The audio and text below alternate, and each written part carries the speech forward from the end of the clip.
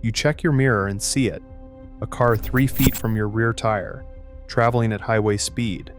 One tap of your brakes, one moment of hesitation, one tiny miscalculation, and you're under their bumper. That's not just annoying, that's attempted manslaughter with a 2-ton weapon. And that, my friends, is where we're starting today. Welcome to 15 fastest ways to piss off a biker. I'm not here to sugarcoat this or play nice. I've been riding for over 2 decades, and I've seen it all, the good, the bad, and the absolutely psychotic behavior that makes us riders question humanity itself. Here's what you need to understand right from the start. These aren't just pet peeves. We're not talking about someone chewing too loudly or leaving the toilet seat up. Every single item on this list falls into one of 3 categories: things that can kill us, things that insult our intelligence and passion, or things that violate our property and personal space. Now, before we dive in, I want you to do something for me. As we go through these 15 points, I want you thinking about which one makes your blood boil the most. Is it the driver who nearly killed you last Tuesday? The family member who keeps asking why you don't just get a car? Or maybe it's that random person at the gas station who thought your $25,000 motorcycle was a jungle gym. Drop your answer in the comments below. Tell me your story. Tell me which one of these makes you see absolute red. Because I guarantee you every single rider watching this has experienced at least 10 of these 15 scenarios. Number 1, the big one.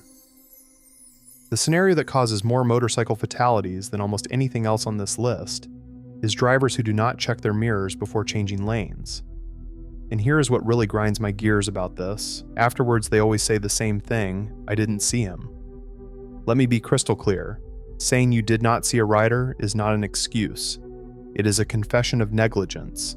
You just admitted that you changed lanes, merged, or turned without properly checking your surroundings. That is not an accident. That is failure to perform the basic function of operating a vehicle. When you are on a bike, you are hyper aware of every car around you. You are checking mirrors every few seconds. You are scanning for brake lights, turn signals, wheel movements. You are predicting what every driver around you is going to do 3 moves ahead, like you are playing chess at 70 miles per hour. And then someone in a Subaru decides they want to be in your lane right now, without a glance, without a signal, without the basic courtesy of confirming that their blind spot is actually empty. The result? You have maybe half a second to brake, swerve, or pray. And if you are unlucky, you are eating pavement or ending up under someone's rear axle, all because someone could not be bothered to turn their head 6 inches to the left. We opened with this for a reason. Number 2, tailgating a motorcycle isn't just aggressive, it's borderline deadly. Here's the physics lesson that apparently nobody teaches in driver's education. Motorcycles can stop faster than cars, way faster. Our braking distance at 60 miles per hour can be nearly half of what your SUV needs, due to our awareness. So when you are riding my rear tire at highway speeds, you are basically gambling with my life. If I have to make an emergency stop because of debris, an animal, or another driver's stupidity, you have no time to react. And I'm the one who pays the price. I get rear-ended at speed, which on a motorcycle means I get launched into traffic, into a guardrail, or into the next dimension. The worst part? Some drivers do this deliberately. They are angry that a motorcycle filtered past them in traffic, or they think we are going too slow, or they are just sociopaths who enjoy intimidation. Either way, tailgating a rider is the fastest way to announce to the world that you are either dangerously incompetent or genuinely malicious. Number 3, speaking of deliberate aggression, let us talk about lane splitting. In states where it is legal, like California, lane splitting is a safe, traffic-reducing practice that is backed by research. It keeps riders out of the danger zone where they are sandwiched between inattentive drivers, and it helps everyone by reducing congestion. But some drivers see a motorcycle coming up between lanes and lose their minds. They deliberately swerve to block us. They open their doors. They even throw objects out their windows. Think about that for a second. Someone is so offended by a rider legally and safely navigating traffic that they are willing to risk causing a catastrophic crash. That is not road rage. That is assault with a deadly weapon, and it happens every single day. If you are a rider, you know the fear. You are committed to the gap between two cars, traveling at a safe speed, and suddenly one of them jerks towards you. You have nowhere to go, no escape route. You are trapped between two walls of metal, and one of them just moved. This is not just infuriating, it is a criminal act that could cost someone their life. Number 4. Here's the silent killer that every experienced rider fears: road debris in corners. Cars and trucks can roll over sand, gravel, or leaves without even noticing. For a motorcycle, especially one leaned over in a turn, these substances are instant loss of traction scenarios. Your tires are your only contact with the road, and when that contact breaks, you're going down. Hard. The worst part is you often don't see it until it's too late. You're entering a corner at the appropriate speed, you've chosen your line, you're leaning in, and then there it is. A patch of sand left over from winter road treatment, gravel from a recent construction project, or oil from a leaking vehicle. By the time you spot it, your options are limited. Brake mid-corner and you might low side. Try to stand the bike up and you might run wide into oncoming traffic. All you can do is trust your tires, keep your inputs smooth, and hope. This is why riders are constantly scanning the road surface.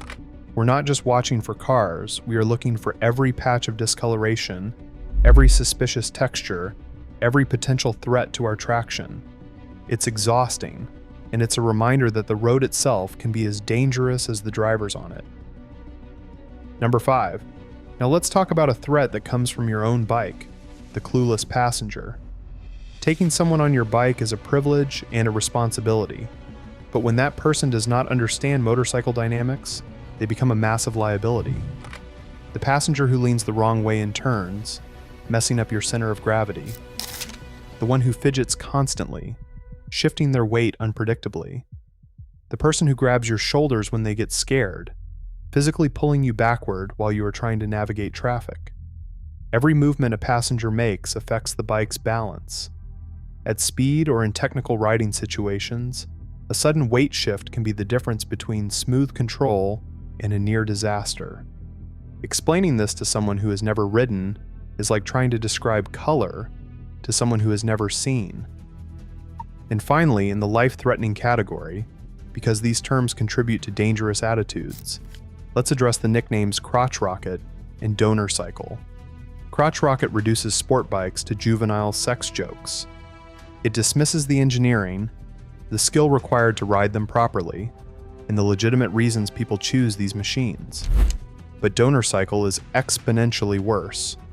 This term implies that everyone who rides a motorcycle is destined to die and become an organ donor. It is not funny, and it dismisses every safety measure we take, every skill we develop, and every conscious risk management decision we make. When you call motorcycles donor cycles, you are not being clever. You are perpetuating the idea that motorcycle riding is inherently suicidal, which leads to drivers taking us less seriously on the road. And that attitude, that we are already dead anyway, contributes to the casual negligence that actually kills riders. Alright, we have covered the stuff that can kill you. Now let's talk about the stuff that makes you want to scream into your helmet, the ignorant comments, the tired stereotypes, and the assumptions that prove someone has absolutely no understanding of motorcycle culture. Number 7. Riders who wear absolutely zero gear. I know this seems contradictory. We're talking about things other people do to piss us off, and now I'm calling out fellow riders. But hear me out. When you see another motorcyclist cruising down the highway in shorts, a t-shirt, and a half helmet, or worse, no helmet at all, it's infuriating. Not just because they're risking their own skin, but because they're representing all of us. The non-riding public doesn't distinguish between riders. When they see that idiot on the motorcycle with no gear, they don't think, well, that's just one irresponsible person. They think, motorcyclists are reckless idiots. And suddenly, all of us who invest in quality gear, take safety courses, and ride responsibly get painted with the same brush. These squids, riders in shorts, t-shirts, and sandals, aren't just endangering themselves. They're damaging the reputation of the entire riding community. They're the reason insurance rates are high. They're the reason our families worry. They're walking, riding advertisements for every negative stereotype about motorcyclists. If you're one of these riders, please, for the love of asphalt, gear up. All the gear, all the time isn't just a motto. It's the difference between road rash you recover from and injuries that end your riding career. Number 8, why don't you just get a car? That question right here is the ultimate dismissal of everything riding means to us. Because a car is a transportation appliance. A car is a climate-controlled box that gets you from point A to point B while you sit in traffic, sip coffee, and listen to podcasts. There is nothing wrong with that. Cars have their place. But a motorcycle is connection. It is freedom. It is being part of the environment instead of separated from it. It is feeling every temperature change, smelling every restaurant you pass, noticing every detail of the landscape. It is the meditation of the throttle, the physics of the lean, the rush of acceleration that nothing with four wheels can replicate. When people ask that question, they reveal they have never experienced what riding actually is. They assume we ride because we cannot afford cars, or because we are trying to look cool, or because we have a death wish. They do not understand that riding is a completely different experience, one that is impossible to explain to someone who has not felt it. It is like asking a surfer why they do not just go to a swimming pool. The question itself shows a fundamental misunderstanding of what the activity actually means to the person doing it.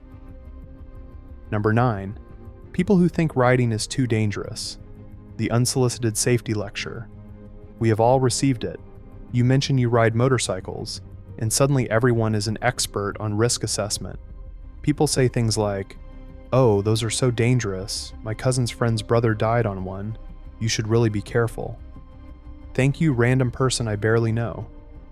In my 20 years of riding, with thousands of miles under my belt, multiple safety courses completed, and a perfect riding record, I had somehow never considered that motorcycles might involve risk.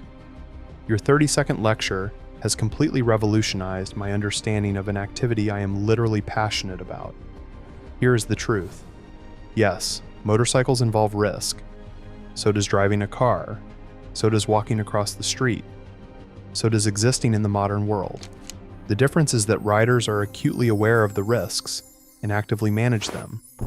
We take safety courses, we wear protective gear, we ride defensively, we constantly scan our environment, we practice emergency maneuvers, we understand our machines intimately, we do not ride in bad weather unless necessary, we avoid riding when we are tired, distracted, or impaired. The condescending safety warnings from non-riders are not coming from a place of genuine concern.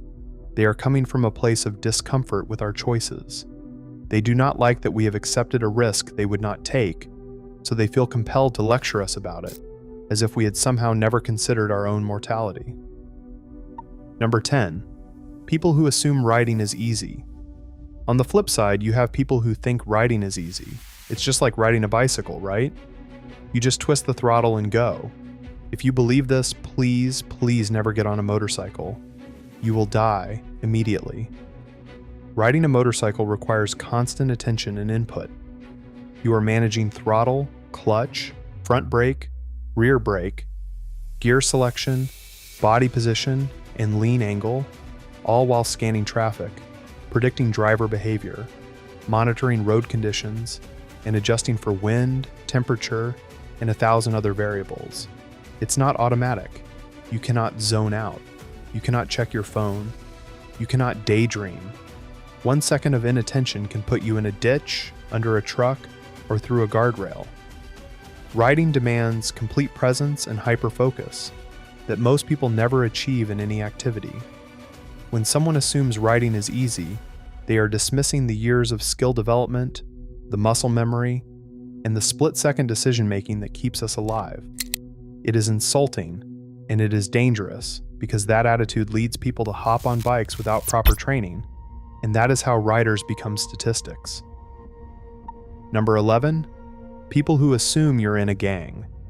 The stereotype that never dies goes like this. Oh, you ride, are you in a gang? Sure, Karen, I'm in a gang.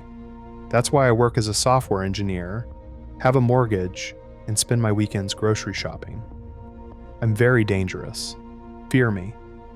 The assumption that all motorcyclists are gang members is lazy, dated, and it ignores the incredible diversity of the riding community. Riders are doctors, teachers, mechanics, lawyers, artists, veterans, students, retirees, every profession, background, and personality type you can imagine. Motorcycle clubs exist, and some of them have negative histories, but the vast majority of riders are just regular people who happen to love riding. Assuming everyone on two wheels is a criminal is like assuming everyone who drives a pickup truck is a cowboy. It's absurd. Now we have covered the life-threatening stuff and the ignorant comments. Let's finish with the property violations and personal space invasions that can turn a peaceful rider into someone who is ready to throw hands. Number 12. People parking in motorcycle spaces. Designated motorcycle parking exists for a reason. We need less space than cars, and these spots let us park efficiently without taking up full car spaces. So when someone in a smart car or Mini Cooper sees a motorcycle spot and thinks, "Oh, perfect, I fit," they are not being clever. They are being selfish. Those spots are designated for motorcycles. The signage is clear. Parking there is a deliberate act of entitlement. And yes, we will leave notes, some of them polite, some of them less so, because you have just forced us to park somewhere less safe or farther away, all because you could not be bothered to find an appropriate space for your vehicle. Number 13. Thinking your bike is cheap. People say, "Oh, nice bike. Did you get a good deal on that?"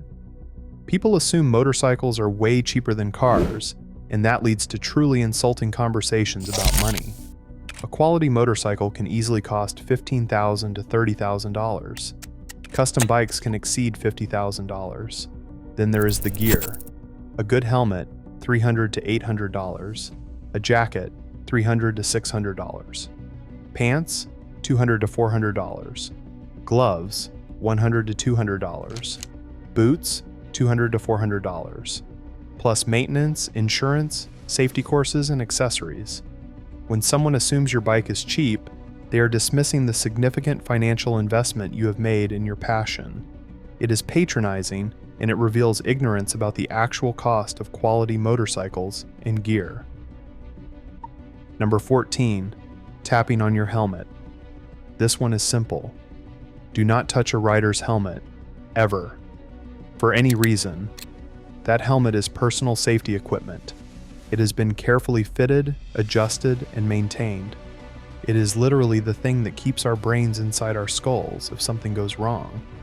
When you tap on someone's helmet, you are not being playful or friendly. You are touching their most critical piece of safety gear without permission.